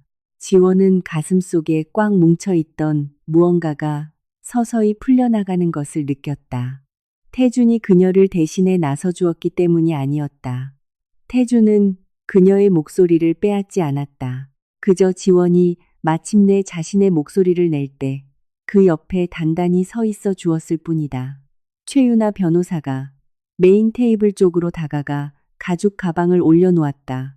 공개적인 자리에서 이야기가 시작되었으니 저희 역시 대중 앞에서 몇 가지 법적 사실을 정돈하도록 하겠습니다. 변호사가 말했다. 소영의 몸이 뻣뻣하게 굳었다. 무슨 사실 말입니까? 법적 사실이요. 법적이라는 단어는 찬물 샤워 같은 효과를 냈다. 보통 한국의 가족들은 감정이란 존재하지 않고 상처는 일어난 적 없으며 자식들이 다 유난을 떤다고 믿으며 살아간다. 하지만 변호사의 입에서 법적이라는 단어가 튀어나오면 그 잘난 친척들도 귀걸이 만지작거리는 것을 멈추고 얼어붙게 마련이다. 최 변호사가 가방에서 첫 번째 서류를 꺼냈다. 저는 법무법인 지평의 최윤아 변호사입니다. 강태준 대표님의 아내이신 강지원 씨의 대리인이자 고 김마리아 여사 지원의 어머니와 명희 여사님의 가문에서 상속된 재산 및 권리를 대변하고 있습니다. 소영이 미간을 팍 구겼다. 지금 여기서 왜 죽은 여자 얘기를 꺼내는 겁니까? 그동안 여러분께서 이 재산의 법적 상태를 전혀 모른 채 무단으로 혜택을 누려오신 것 같아서요. 최 변호사가 대답했다. 정호가 고개를 번쩍 들었다. 그게 무슨 소리요? 최 변호사는 테이블 위로 등기부등본 사본을 슥 밀어놓았다. 현재 정호 씨와 소영 씨가 거주하고 계신 평창동 저택은 정호 씨의 소유가 아닙니다. 정호의 얼굴에서 핏기가 싹 가셨다. 내 소유가 아니라니 그게 무슨. 해당 저택의 실소유주는 강지원 씨입니다. 그 말은 물리적인 타격처럼 무겁게 연회장을 짓눌렀다. 어느 테이블에서 누군가 헉 하고 앓는 소리를 냈다. 미숙 이모는 와인잔을 너무 세게 움켜쥐어 와인이 찰랑거리다 테이블보에 떨어질 뻔했다. 이제 신경질적으로 웃거나 수군거리는 사람은 아무도 없었다. 연주자들조차 갑자기 시청률이 폭발한 막장 드라마의 조연이 된 것처럼 숨을 죽이고 상황에 몰입하고 있었다. 소영이 고개를 미친 듯이 저었다. 말도 안 돼. 그 집은 우리 남편 명희야. 언제나 그 사람 집이었다고. 명희 여사가 지팡이를 짚고 한 걸음 앞으로 나섰다. 아니, 소영아. 그 집은 내 딸의 것이었고 딸이 죽은 뒤엔 내 손녀를 위해 철저히 신탁된 집이다. 지원이 할머니를 바라보았다. 명희 여사의 눈동자에는 아픔과 함께 거대한 자부심이 일렁였다. 할머니가 오랜 세월 침묵했던 것은 손녀가 겪는 학대를 몰라서가 아니었다. 지원이 구조를 기다리며 우는 어린아이가 아니라 스스로 진실의 무게를 감당할 수 있는 단단한 어른이 될 때까지 인내심을 갖고 기다려준 것이었다. 장모님, 정호가 자신도 모르게 명희를 향해 애처롭게 불렀다. 10수년 전 이미 그 호칭을 쓸 자격을 상실한 남자였다. 명희 여사는 차갑게 그를 내려다보았다. 나는 자네 장모가 아닐세. 정호, 나는 자네의 그 얄팍한 이기심과 편안함 때문에 자기 아내의 기억조차 지켜내지 못한 그 불쌍한 내 딸의 어미일 뿐이야. 정호는 뺨을 세게 얻어맞은 사람 같은 얼굴을 했다. 하지만 억울하게 모함을 당한 자의 얼굴이 아니었다.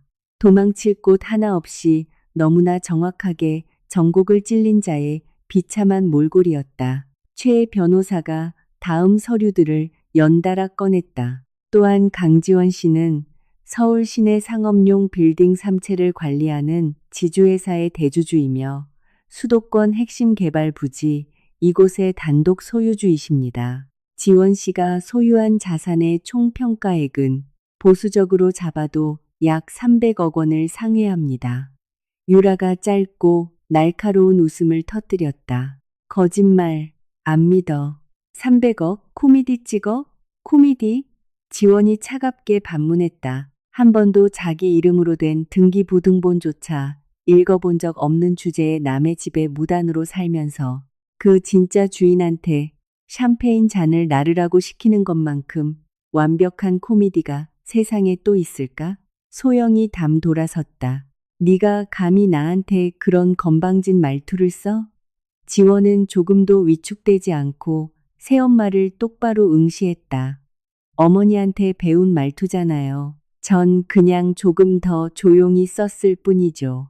박민우가 아주 슬며시 눈치채지 못할 만큼 뒷걸음질을 치며 유라에게서 반 발짝 멀어졌다. 우연인 척했지만 이런 순간의 타이밍은 너무나 노골적이고 솔직한 법이다. 성일그룹 박 회장이 그 찰나를 매의 눈으로 포착했다. 민우야. 박 회장이 경고하듯 낮게 불렀다. 하지만 민우는 아버지를 보지 않았다. 그는 이제 완전히 다른 사람을 보듯 지원을 응시하고 있었다. 지원이 갑자기 대단하게 변해서가 아니라 드디어 그녀가 자신들이 그토록 무시하고 깔보던 식모 같은 언니라는 프레임에서 벗어났기 때문이다. 유라가 테이블 위에서 마이크를 거칠게 낚아챘다. 그래서 뭐 300억이든 강태준이든 다 가졌다고 쳐. 근데 그거 알아? 언니는 평생 혼자였어. 가족 사랑 한 번 못 받아본 외톨이였다고. 그 사실은 절대 안 바뀌어. 태준이 앞으로 나서려 했지만 지원이 손을 가볍게 들어 제지했다. 그가 나설 필요 없었다. 이번엔 그녀가 직접 대답할 차례였다. 맞아. 지원이 담담히 말했다. 너희들이 날 식탁에서 투명 인간 취급할 때 난 혼자였어. 손님들이 남긴 접시를 주방에서 설거지할 때도, 계단 구석에서 내가 이 집에 불필요한 존재라는 너희들의 수군거림을 들을 때도 난 혼자였지. 하지만 유라야, 그 완벽한 고독이 나한테 아주 중요한 걸 가르쳐 줬어. 유라가 입을 다물었다. 연회장 안의 모든 사람이 지원의 다음 말을 기다렸다. 가까이 앉아 있다고 다 가족은 아니라는 거. 그리고 멀리 떨어져 있다고 해서 다 남은 아니라는 거. 태주는 고요하지만 엄청난 자부심이 담긴 눈으로 아내를 바라보았다. 명희 여사는 지팡이의 은장식을 꾹 그려주었다. 최 변호사는 서류 가방을 닫았지만 테이블 위에 펼쳐놓은 서류들을 치우지는 않았다. 아직 끝이 아니었다. 소영이 거칠게 숨을 몰아쉬었다. 원하는 게 뭐야? 그녀의 목소리에 처음으로 지독한 공포가 묻어났다. 지원이 연단에서 천천히 걸어 내려왔다. 한때 자신에게 신문지나 버리고 오라며, 방을 비워주고 분수를 알라며 군림했던 새엄마 바로 앞에 마주섰다. 이제 지원의 분수는, 지원의 자리는 바로 이곳이었다. 당신들이 마침내 깨닫길 바라는 것뿐. 지원이 말했다. 난 존중받기 위해 구걸하러 여기 온 게 아니야. 소영이 마른 침을 삼켰다. 그럼 왜 온 건데? 지원의 시선이 테이블 위에 널린 서류들, 차마 고개를 들지 못하는 정호, 그리고 비 오는 날에 싸구려 화장처럼 처참하게 무너져 내린 완벽한 약혼녀 유라를 차례로 훑었다. 끝내러 왔어요. 지원이 마침내 선언했다. 연회장 안에 누구도 편하게 숨을 쉬지 못했다. 수년 만에 처음으로 지원은 집, 이름, 그리고 자신의 인생이 비로소 제자리를 찾았음을 온몸으로 느꼈다. 당신들에게 30일의 시간을 드릴 겁니다. 지원의 목소리는 고요했다. 떨림도, 과장된 드라마틱함도, 복수극의 피 튀기는 쾌감도 묻어나지 않았다. 그런데 바로 그 완벽한 평온함이 소영으로 하여금 마치 보이지 않는 따귀를 맞은 것처럼 움찔하며 물러서게 만들었다. 그게 무슨 뜻이야? 소영이 더듬거리며 물었다. 최 변호사가 마지막 서류를 꺼내 들었다. 이 서류는 강지원 씨가 평창동 자택의 실소유주로서 정호 씨와 소영 씨에게 해당 주택의 무상 거주 권리를 공식적으로 박탈하며 30일 이내에 퇴거할 것을 요구하는 내용 증명입니다. 하객들 사이에서 다시 한번 거센 파도가 치듯 웅성거림이 일었다. 불과 1시간 전만 해도 이 사람들에게 지원은 그저 벽에 붙어서 쟁반이나 나르는 말없는 친척에 불과했다. 그러나 이제 그녀의 이름은 서초동 로펌, 공증, 퇴거 명령서, 그리고 타인의 오만함을 박살내는 문서와 함께 울려 퍼지고 있었다. 소영이 입을 떡 벌렸지만 아무 소리도 나오지 않았다. 평생 남들 위해서 지시만 내리며 살아온 여자에게 침묵당하는 기분은 무척이나 새롭고 끔찍한 경험일 터였다.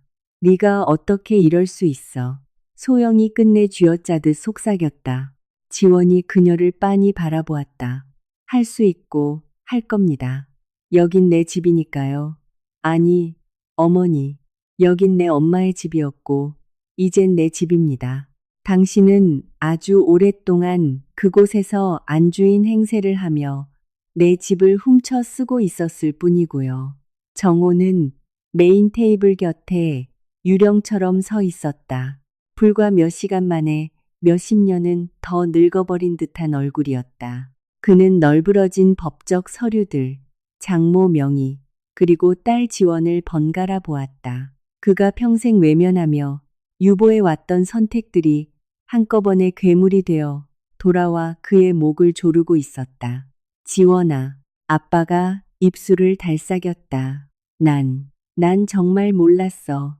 지원이 아빠를 향해 천천히 돌아섰다. 집이 누구 건지는 몰랐겠죠. 하지만 내가 그 집에서 어떤 취급을 받고 있는지는 완벽하게 알고 있었잖아요. 정호는 눈을 질끈 감고 고개를 숙였다. 그 단 한 문장이 두 사람 사이에 수십 년을 영원히 닫아버렸다. 고함도 눈물도 필요 없었다.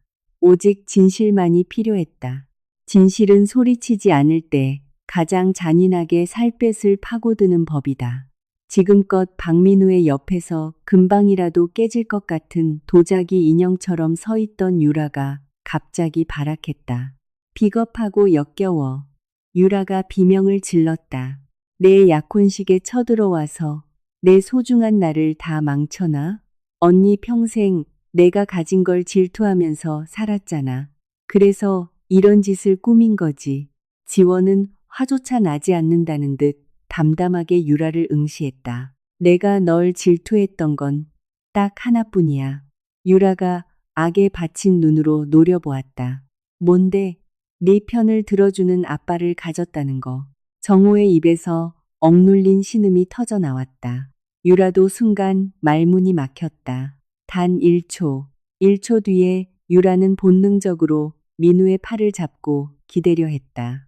그러나 민우의 몸은 이미 뒤로 빠져 있었다. 거칠지도 극적이지도 않은 아주 조심스러운 반발작, 100마디 말보다 더 많은 것을 증명하는 차가운 후퇴였다. 성일그룹 박 회장이 아들 민우에게 다가가 어깨를 움켜쥐었다. 민우야, 나가서 얘기 좀 하자. 회장이 낮게 말했다. 아버님, 지금 무슨... 유라가 경악하며 소리쳤다. 박 회장은 유라를 냉랭하게 쳐다볼 뿐 대꾸조차 하지 않았다. 바로 지금이 나갈 타이밍이었다. 그때 굳게 입을 닫고 있던 강태준이 다시 입을 열었다. 박 회장님, 기왕 나서신 김에 사업적인 부분도 깔끔하게 정리하는 게 좋겠군요. 박 회장의 어깨가 뻣뻣하게 굳었다. 사업적이라니 무슨 말씀이십니까? 태준이 최 변호사를 향해 가볍게 고개를 끄덕였다. 변호사가 즉각 서류를 들어 올렸다. 강지원 씨 소유의 지주회사는 소영 씨의 친정 가문이 운영 중인 기업에 상당한 액수의 채권을 보유하고 있습니다. 더불어 최근 그 채무의 상당 부분을 태양건설 산하의 사모펀드에서 인수하였고 해당 펀드의 최종 결정권자 역시 강지원 씨입니다. 그동안 이 막장 드라마의 피날레를 팝콘 먹듯 즐기던 미숙 이모의 얼굴이 허옇게 질렸다. 그녀 옆에 앉아있던 남편은 사례가 들려 기침을 쏟아냈다. 소영의 친정, 즉 미숙 이모 부부의 사업줄까지 전부 지원의 소나귀에 들어가 있었다는 뜻이었다. 이건 그럴까? 이건 뭔가 오해가 있는 거예요. 미숙이 더듬거렸다. 지원이 이모를 쳐다보았다. 오해는 이모가 했죠. 남의 인내심을 평생 무단으로 착취하면서 청구서는 영원히 날아오지 않을 거라고 믿었던 그 오해요. 박 회장의 뇌회전은 그 누구보다 빨랐다. 그의 턱관절이 딱딱하게 굳었다. 이것은 디저트와 샴페인으로 대충 무마할 수 있는 흔한 집안 싸움이 아니었다. 금융과 자본의 문제였다. 금융 문제는 원피스를 입고 나타나지 않으며 식탁에서 눈물 흘리지도 않고 유난 떨지 말라는 핀잔 따위로 덮을 수 있는 성질의 것이 아니었다. 강 대표님, 박 회장이 극도로 신중하게 말했다. 저희 성일그룹과 태양건설이 부산의 새 호텔 컴플렉스건으로 논의 중이지 않았습니까? 그 논의는 오늘부로 전면 취소입니다. 태준이 한치의 망설임 없이 못을 박았다. 민우가 되돌아보았다. 그게 무슨 소리입니까? 태준은 민우를 싸늘하게 쳐다보았다. 내 아내를 공개적으로 모욕해놓고 그걸 단순한 오해라고 부르는 저급한 가족과는 이런 반푼어치도 비즈니스를 할 생각이 없으니까. 연 회장의 다시 정막이 흘렀다. 유라가 민우의 손을 다급하게 쥐었다. 민우 씨, 뭐라도 말 좀 해봐. 민우가 유라를 내려다 보았다. 불과 1시간 전까지만 해도 그녀는 완벽한 약혼녀였다. 번듯한 집안, 예쁜 외모, 적당히 속물적이고 편안한 사교적 무기. 그러나 지금 그의 눈앞에 있는 여자는 자신의 얄팍한 오만함 때문에 성일그룹의 대형 계약과 명성, 나아가 그룹 후계자로서의 자신의 미래까지 몽땅 날려먹은 끔찍한 리스크 덩어리일 뿐이었다. 나 가봐야겠다. 민우가 중얼거렸다. 뭐? 아버지랑 얘기 좀 해야겠어. 민우 씨. 하지만 민우는 이미 유라의 손을 매정하게 뿌리치고 있었다. 유라는 그제야 깨달았다. 자신의 완벽한 전역이 완전히 철저하게 박살났음을. 최 변호사가 서류를 꺼냈을 때도, 지원의 300억 재산이 공개됐을 때도 아니었다.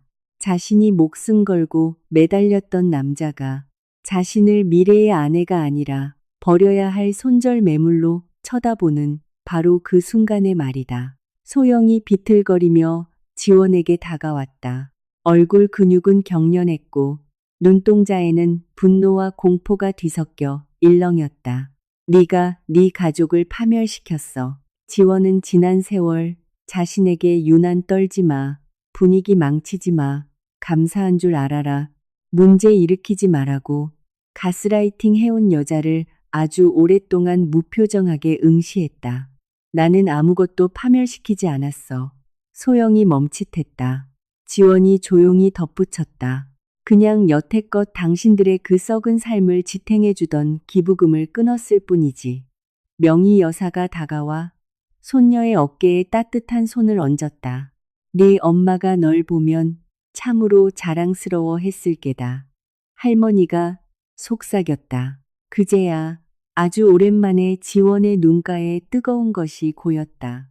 모욕을 당할 때도, 아빠의 비겁함을 목도했을 때도, 서류 뭉치로 통쾌한 승리를 거머쥐었을 때도 나지 않던 눈물이었다. 엄마에 대한 기억. 그건 세상의 어떤 사이다 같은 정의 구현으로도 치유될 수 없는, 오직 내 상처에 소금을 뿌리던 자들의 소나귀에서 벗어났다는 위안으로만 덮을 수 있는 흉터였기 때문이다.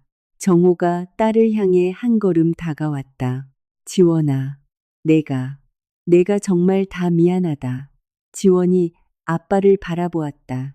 그의 목소리에는 그 지긋지긋한 편안함과 안일함이 사라져 있었다. 대신 지독한 후회가 묻어났다. 늦었고 나약했지만 적어도 진짜 후회였다. 알아요. 지원이 짧게 대답했다. 정호의 흐린 눈에 가느다란 희망의 빛이 스쳤다. 우리 나중에 따로 얘기 좀 할 수 있을까? 지원은 연 회장을 둘러보았다. 바닥에 주저앉은 소영, 파혼당한 채 넋이 나간 유라, 화려하게 차려진 고급 요리들, 행복의 장식품이 되어야 했으나 결국 거짓말의 종말을 지켜보는 목격자가 되어버린 수백 송이의 장미꽃들을. 언젠가는 그럴 수도 있겠죠. 지원이 대답했다. 하지만 오늘은 아니에요. 오늘은 나 자신을 선택할 거니까. 지원은 벽 쪽 의자에 걸어두었던 네이비 블루 코트를 집어들었다. 불과 2시간 전 행사의 비품 취급을 받으며 서 있던 바로 그 자리였다. 태준이 지원을 향해 다정하게 손을 내밀었다. 명희 여사가 지팡이를 짚고 그들 곁에 섰고 세상의 질서를 바로잡는 데서 쾌감을 느끼는 최 변호사는 서류들을 칼같이 정리해 가방에 넣었다. 지원이 유라의 곁을 지나쳐 걸어갈 때였다. 유라가 악독하게 속삭였다. 이러니까 네가 나보다 더 나은 인간이라도 된 것 같아? 지원은 걸음을 멈췄다. 아니, 난 단 한 번도 너보다 못한 인간이었던 적이 없다고 생각할 뿐이야. 지원은 뒤도 돌아보지 않고 연회장을 빠져나갔다. 호텔 밖으로 나오자 빗줄기는 이미 뜨쳐 있었다. 젖은 아스팔트가 가로등 불빛을 받아 반짝였다. 공기는 차갑고 신선했으며 무엇보다 진짜였다. 지원은 계단에 서서 아주 오랜만에 폐부 깊숙이 시원한 공기를 들이마셨다. 태준이 그녀를 바라보았다. 후회해? 지원은 서울의 맑게 갠 밤하늘을 올려다보았다. 아니요. 하지만 기쁘지도 않아요. 그게 정상이다. 할머니 명희가 말했다. 기쁨은 나중에 천천히 오는 법이야. 지금은 그저 이 해방감을 누리렴. 지원은 희미하지만 편안하게 미소 지었다. 30일 후 소영과 정호는 평창동 저택에서 쫓겨났다. 유라는 좁은 월세방으로 짐을 옮겨야 했고 난생 처음으로 가계부를 쓰며 생활비를 계산하는 끔찍한 현실과 마주했다. 박민우는 약혼식 일주일 뒤 공식적으로 유라에게 파혼을 통보했다. 표면적인 이유는 가족 간의 가치관 차이였지만 현실은 우리 아버지가 네가 거지라는 서류를 봤다는 뜻이었다. 지원은 바로 그 집으로 돌아가지 않았다. 대신 대대적인 리모델링을 지시했다. 거실의 가장 좋은 벽에 엄마의 사진이 다시 걸렸다. 엄마가 좋아하던 것과 똑같은 푹신한 안락의자가 채광 좋은 창가에 놓였다. 남는 방들은 재단에서 후원하는 여성들의 자립을 돕는 심리치료실과 모임 공간으로 꾸며졌다. 한때 한 소녀에게 끔찍한 고독을 가르쳤던 그 집은 이제 상처받은 여성들에게 다시 시작할 수 있다는 희망을 가르치는 피난처가 되었다. 지원은 더 이상 세상에 자신의 가치를 증명할 필요가 없었다. 그녀가 300억 원의 자산가라서가 아니었다.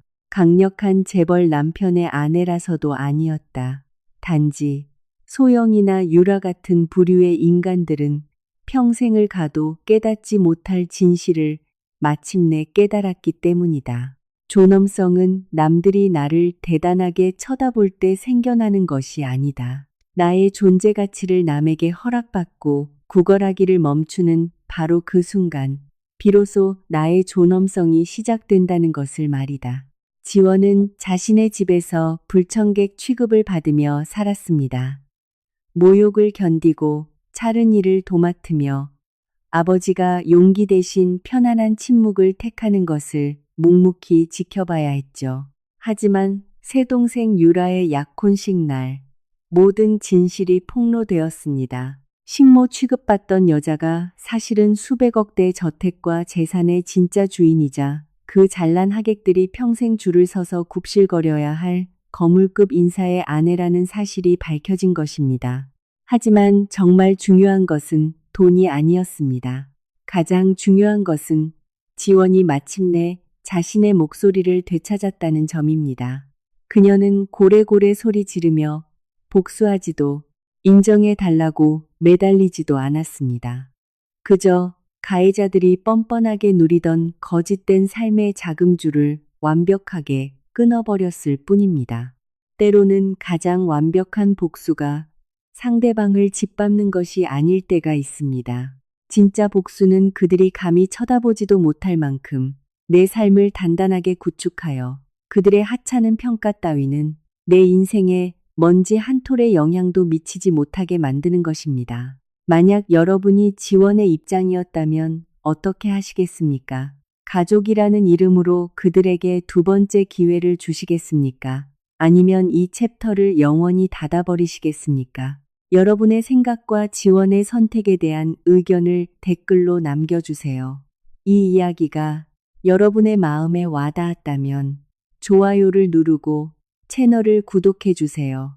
알림 설정, 종 모양 아이콘을 켜두시면 오랜 침묵을 깨고 마침내 진실을 말할 용기를 얻은 사람들의 또 다른 놀라운 이야기를 놓치지 않으실 수 있습니다. 숨겨진 진실 채널의 이야기를 끝까지 들어주셔서 감사합니다. 새로운 이야기로 곧 다시 찾아오겠습니다.